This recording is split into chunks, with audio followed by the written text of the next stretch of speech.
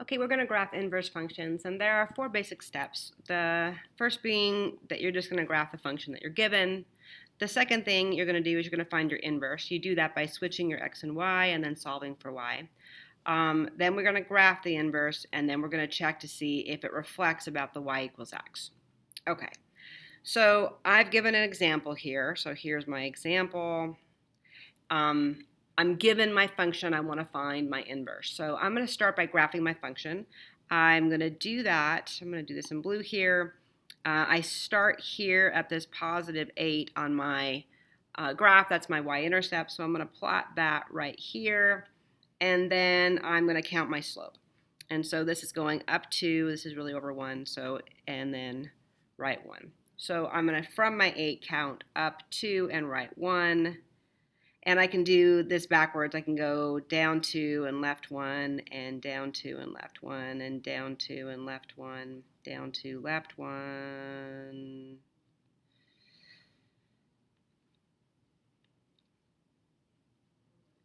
Down 2, left 1, down 2, left 1, down 2, left 1. Okay, that's going to give me my graph. And I'm going to connect the dots because I just want to kind of count my slope. It just makes it easier to draw the whole thing if I do that. So that's this guy, down 2, left 1. So here's my graph. Okay. And then I want to find my inverse function. So I'm going to do this in purple. And so that means that I take my x and my y and I trade them places. And so I have x equals 2y plus 8, and I'm going to solve for y. So I subtract 8 from both sides. And I get x minus 8 equals 2y, and I divide by 2, divide by 2, divide by 2. I get 1/2 x minus 4 equals y. Or y equals 1/2 x minus 4. Okay. And I can do the same thing that I did before. I can graph this function. This is my inverse function. And say I'm going to start at -4. And that's going to be right here. And then I'm going to go up 1 and right 2. So from 4, I'm going to go up 1 and right 2, up 1 and right 2, up 1, right 2, up 1, right 2. And then I can go in the opposite direction, down and left 2, down and left 2, down and left 2. Okay. So I'm moving, the slope in both directions. And this gives me the graph. And if I look at it, it is symmetrical or reflected about this y equals x right here, right? It's a mirror image across that line. Okay. I can do the same thing here. I can take my new function that's given, and I can graph that. And I'm going to do this with a little t-table and know that I'm going to move everything down 4. So if I go, here's my x and here's my y, my typical function, my y equals x squared function, I have, I'll make this a little bigger. I have if x is -2, y is 4. If x is -1, y is 1. If x is 0, y is 0. If x is 1, y is 1. If x is 2, y is 4. So this is my basic parent function. And I know that because I have this -4, all of my step is moving down 4.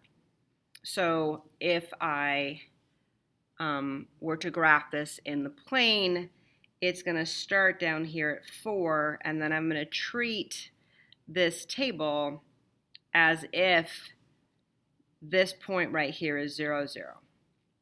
And so I could sort of go, I'm going to move -2 in this direction and up 1, 2, 3, 4, and plot that there. And then I can go -1 in this direction and up 1, and that's going to be right here. And then This would be my pretend 0, 0, and then I could move 1 right and up 1, so that's going to go here.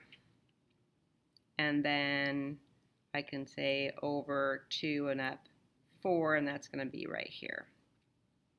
Okay, so that gives me my parent function, shifted down by 4. And I'll just draw this parabola in. Okay. Now, I'd have to have a restriction on my domain. This is not passing my horizontal line test, so I'm really looking at it saying that I'm only going to deal with this part of it, and then I'm going to deal with this part of it. So I'm going to restrict my domain and say I only deal with half of this, because I'm going to get something that's not a function when I do the reflection across y equals x.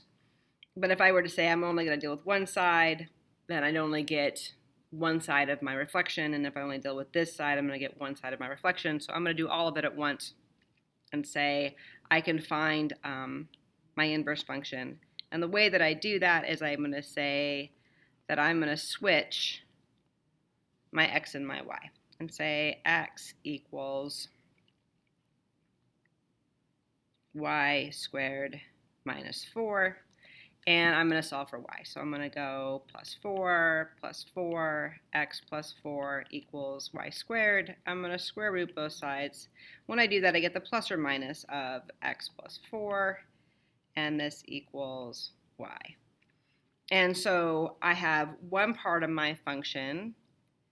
That means that I have really the square root of x minus 4 or plus 4. This is y equals this. And then I have y equals the negative of the square root of x plus 4. And this plus 4 inside my parenthesis or my radical tells me that it's moving this way 4. This is also moving this way 4. But this guy right here is telling me it reflects about the x-axis. So it's going to be flipped over. So I'm going to start with the positive 1 here and say, well, that's just going to be moved. It's a radical that's moved 4 to the left.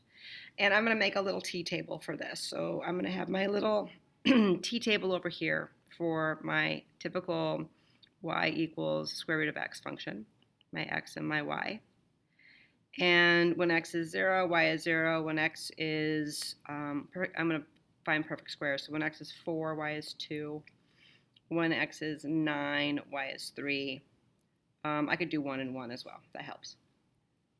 Just things I can take perfect squares of, and that will give me a place to start my my graph so I can draw it. So I'm going to start by saying that it's not going to really start here at 0, 0. It's going to move 4 this way. So I'm going to start there and say I have this shift 4 to the left. And then I'm going to count as if this is 0, 0 and use my t-table to build from there. So if this is 0, then x would move over 1, 2, 3, 4, and up 2. So I'd plot another 1 there. And I could go, if this is 0, I could count 9 over 1, 2, 3, 4, 5, 6, 7, 8, 9, and up 1, 2, 3. So I'd land here and put that here. And if x is 1, 1, so if this is 0 over 1 up 1, it would land here. So I could plot a point there. And this is what my graph would look like. I'd have this graph. That's half of it. And then I could do my other half going, well, that's just going to reflect about the y-axis, or excuse me, the x-axis. So I have a point here, and then this is 2 up, so this is 2 down, and this is 1, 2, 3 up, so I go 1, 2, 3 down, and I would get this reflection side about the x-axis to do that guy.